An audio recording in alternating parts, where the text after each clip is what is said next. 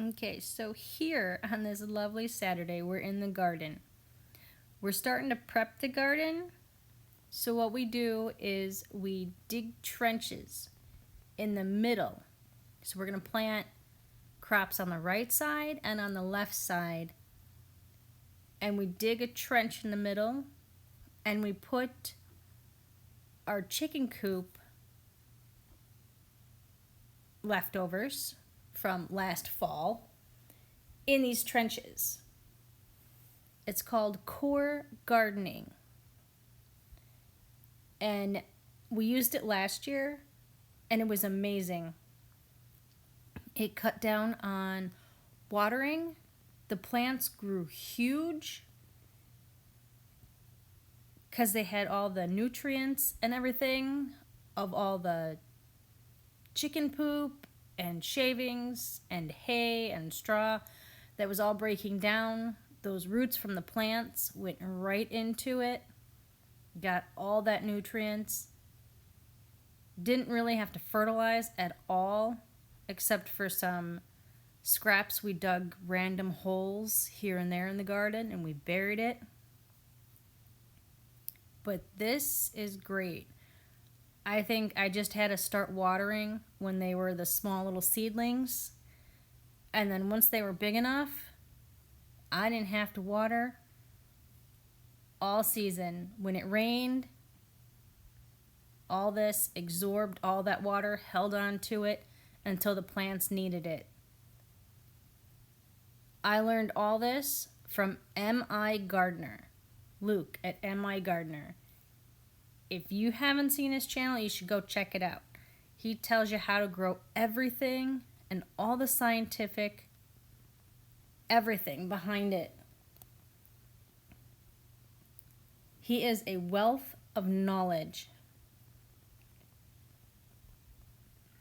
So, funny story, we got these fancy new microphones, and I actually have it on, but I did not know that Michael's microphone, he is actually on a phone call, is also hooked up to this. So I have his phone call and me talking at the same time. So I don't think we all want to hear Michael's phone call. So I had to voice over this. But this trench is doing pretty good. And I have my new Hi-C boots on, where I don't have to worry about my shoes slipping off and getting all muddy. They are pretty good boots. And now I'm going to take all this chicken compost that I put in this red bucket because I couldn't get out the big wheelbarrow that you will see later that Michael can. And I put it all in the red tote and dragged it over here. But we're going to drag all of this and put it in this trench. And then we're just going to cover it up. It's that easy. And it rained the night before, so all this shavings are wet. So it's already going in good. I don't have to water this in. It's due to rain in the next few days, so this will get really saturated. It will hold a lot of water. It's going to start breaking down. It's going to invite all of those good bacteria. It's going to invite all those worms. But let me tell you, when I was digging these trenches, there were so many worms everywhere. The chickens went nuts. You'll see chickens everywhere in this garden. Once those 2 chickens that you saw earlier get back to everybody, all bets are off. Paige and Phoebe are 2 reds, are Rhode Island Reds. I think they're the friendliest. They're also the most funniest. But they will go and tell everybody that there are worms in the garden. And then I pat this all down. And I will just take the dirt that I shoveled off of it and I will put it back over it. I was looking for my shovel and Nathan stole it. I just saw Nathan over there in the compost area with Dad putting more compost in the big bucket that you will see. He loves it. Michael, he says it is the best wheelbarrow ever.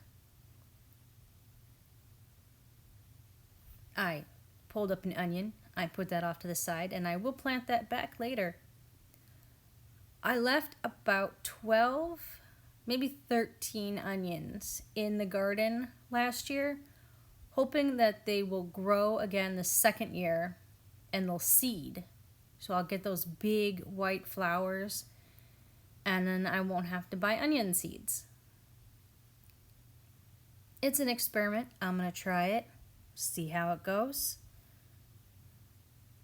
Now I'm just going to stomp all this down, back and forth and back and forth and back and forth.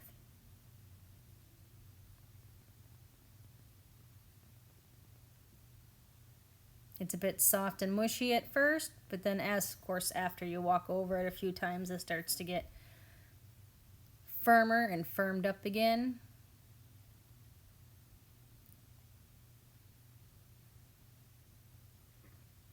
But this is great. If you have not tried core gardening, you should give it a try.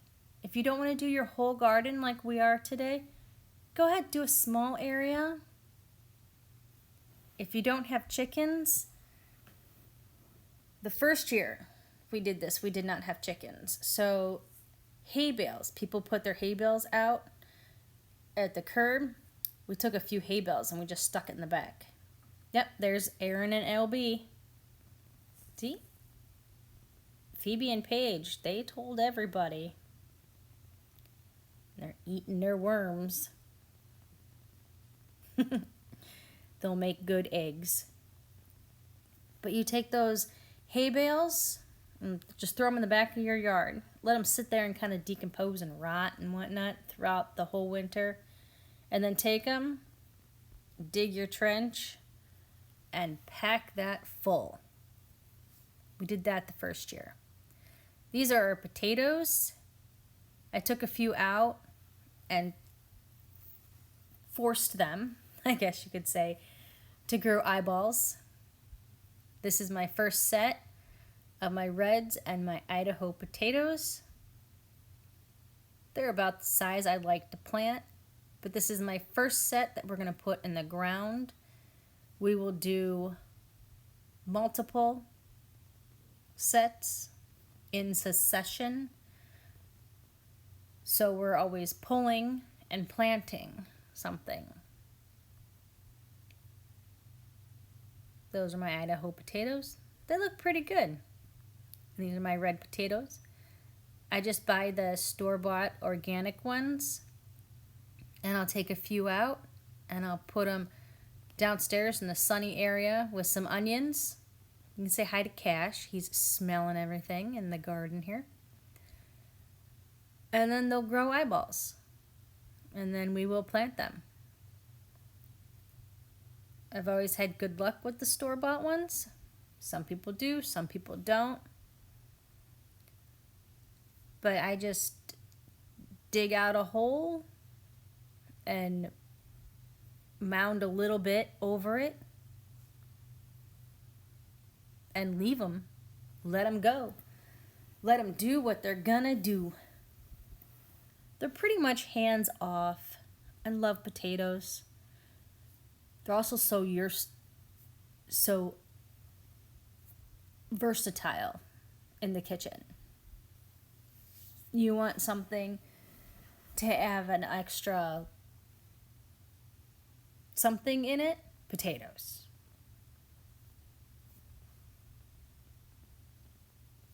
Potatoes and eggs and meat are always great.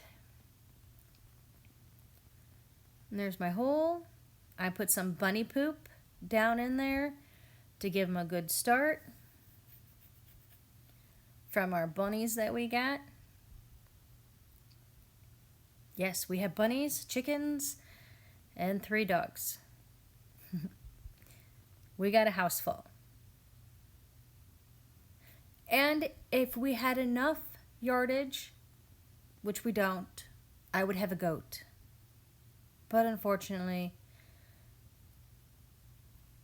the homeowner association people say that I can't have a goat. And there's the bunny bin that Michael just dumped off into the corner for me, full of bunny poop that we're putting in underneath these potatoes. I start off with the Idaho potatoes. Unfortunately, I thought the camera caught that. It didn't. Next time I'll have to angle it down a bit more. You live, you learn. Trials, errors. Yep. And then I'll start in with the red potatoes. And I stagger them. I put one up top. I put one down below. One up top. One down below. And when these sprout out, we will put the next set in. And then when those sprout up, we'll put the next set in. And when the 4th set sprout out, we should be pulling the first set.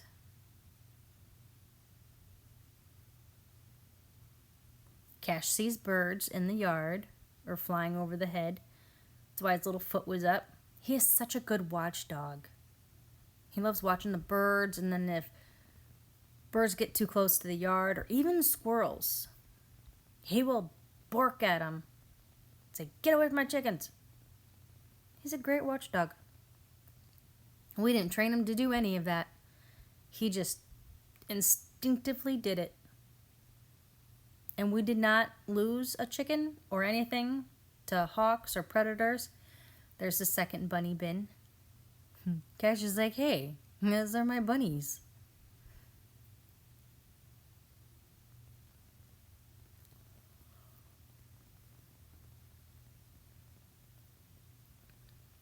He's also a big mama's boy. He likes to stay next to mommy.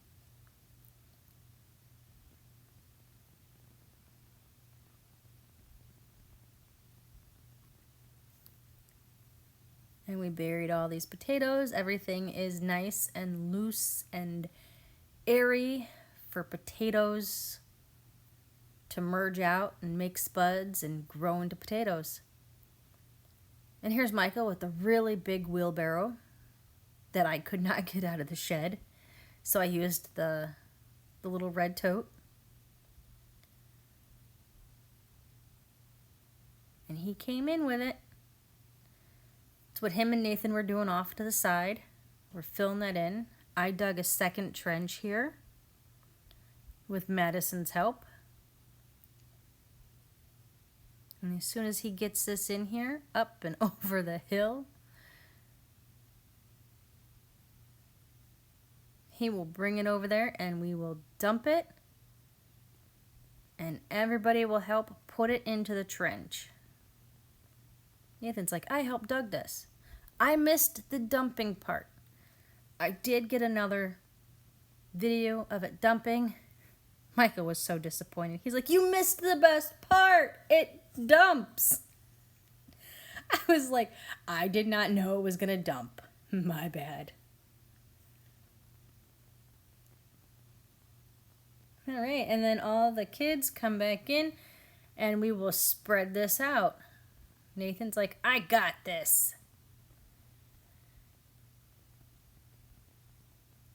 He knows how to use that potato fork to dig up the potatoes. Last year, he was a potato digging fiend. We also plant potatoes in 5-gallon buckets, which makes it easy for the kids. They just pick up a bucket and dump it into a box and then fish out potatoes.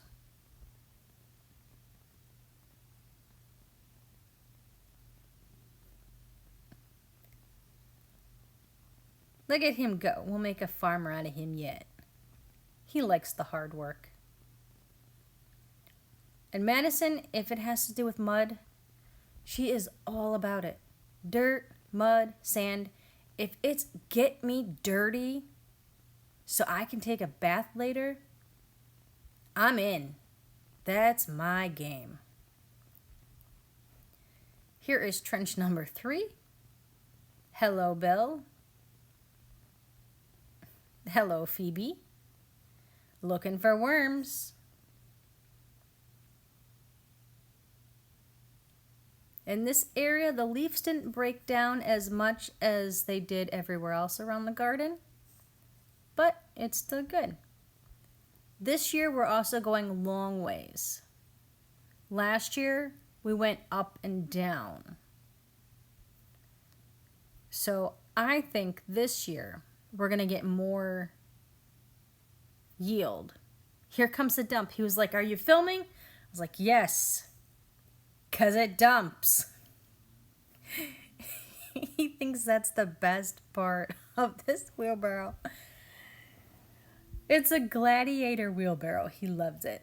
My mom got me this sign, and every year we put it in the garden, and when it goes in, you know it's garden season.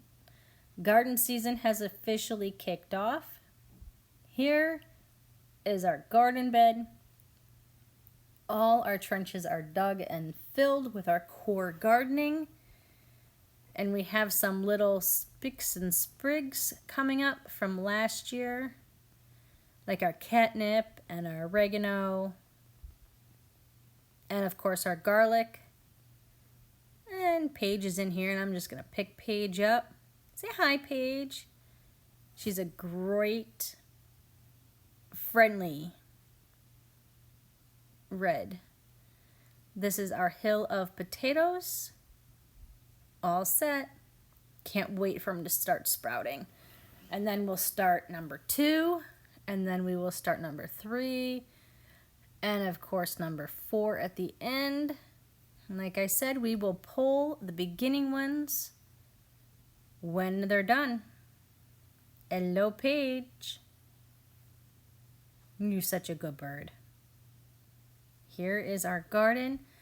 Like garden season begin. I am so excited. I can't wait.